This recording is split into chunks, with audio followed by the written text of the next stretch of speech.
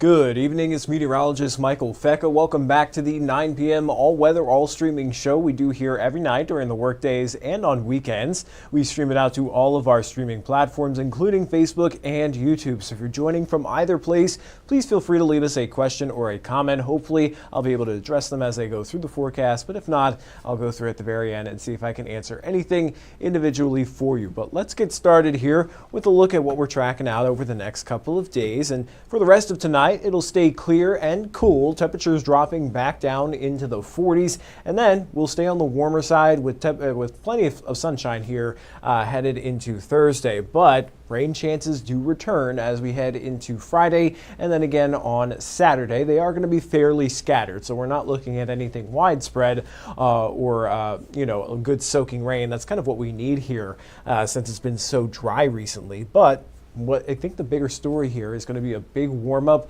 on the way through the weekend, and there's even more rain chances headed into next week. But we could be talking about our first 90s of the year headed into Sunday and possibly again into Monday. So let's start off with a look at our satellite and radar across the country. We've got an area of low pressure sitting and spinning over the Great Lakes. That's pushing in some rain showers and even a few thunderstorms into portions of New England and along the northeastern coast. We've got even a few more thunderstorms back across the Mountain West, Montana, Wyoming, Colorado. They had a couple of severe thunderstorm warnings earlier this afternoon, and in between those two areas, we've got a nice area of high pressure, which is keeping us nice and dry and very comfortable as well. Temperatures climbed right up to where they should be for this time of year, into the mid-70s, 76 degrees here in Evansville, a bit warmer 2 hours south there in Paducah, sitting at around 80 and only around 66 up towards Indianapolis. Now we have cooled down a good bit since then. We're now sitting mostly into the low to mid-60s, 63 in Mount Carmel and Evansville, 62 out towards Oakland City,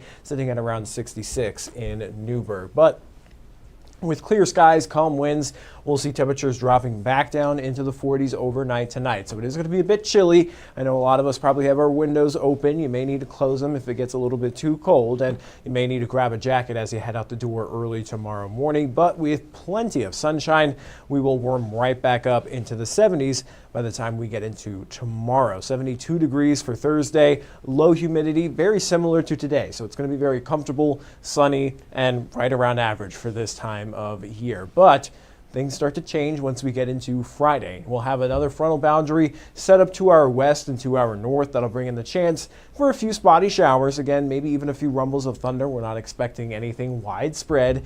And then again on Saturday. So a lot of us, I think, will even stay dry for both Friday and on Saturday. But the bigger story here is the temperatures. We'll be in the upper 70s to right around 80 on Friday. We'll climb up through the mid 80s for Saturday and then eventually topping out possibly into the lower 90s by Sunday. So it is going to be a real taste of summer here headed into the second half of the weekend. So let's track out some of those showers and even those thunderstorms possible through Friday. It looks like the best chance will be for folks north of the Ohio River, primarily Friday morning. It does look like we may have the chance for a few spotty showers headed into Friday afternoon, but I think if anything that would stay very isolated.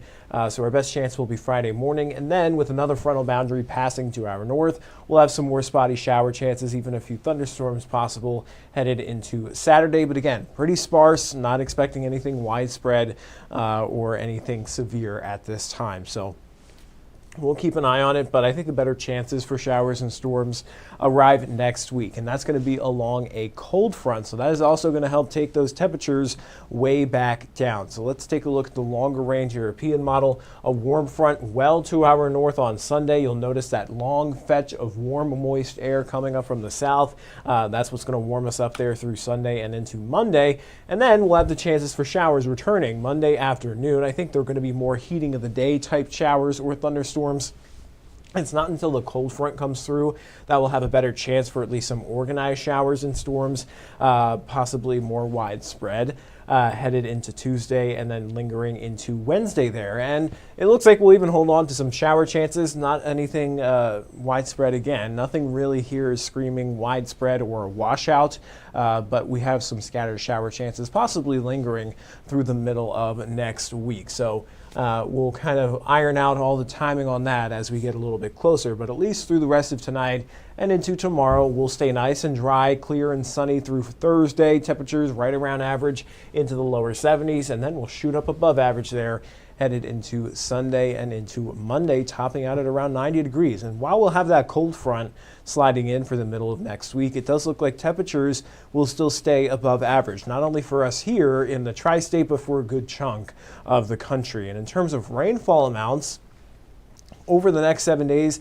because of the scattered nature of these showers, we're not expecting a whole lot. Possibly a half an inch, maybe up to an inch in some locations, but it would be pretty isolated, those amounts. So not good for the current drought situation that we have across the tri-state. Now, it has gotten a little bit better over the last couple of weeks, but we're still looking at moderate to even extreme drought across portions of western Kentucky. Much of southern Illinois and southwestern Indiana are just looking at abnormally dry areas, but with the lack of rainfall so far this week, this drought monitor gets updated every Thursday. I wouldn't be surprised if we started to see a little bit more of this get pulled to the north. So that'll be something I'll show you guys in better detail tomorrow. But in terms of the stats for the month of May, we are running in a deficit, nearly 2 inches below, or excuse me, a little bit over 1.5 inches of where we should be for this time of year. We've only picked up 0.83 inches of rainfall, and for the entire year, it's been very dry so far. We're running around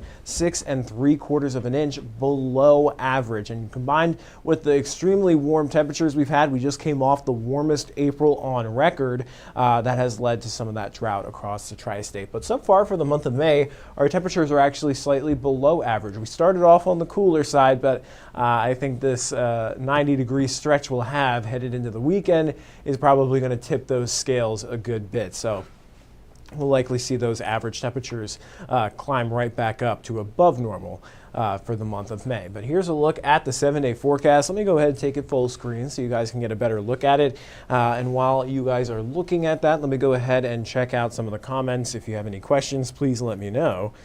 Looks like Suzanne is saying good evening to you. Same thing to you, Cheyenne. Zach is asking about significant severe weather next week. Not at this time. We are not anticipating anything like that, but of course we're going to keep an eye on it over the next couple of days, so you don't have anything to worry about. Just enjoy the nice weather while we have it. Carolyn says hello from Hopstad. Hello to you.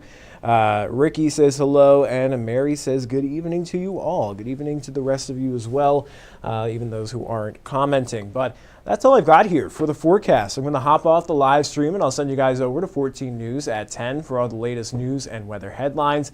Until then, everybody, stay safe and have a great rest of your night.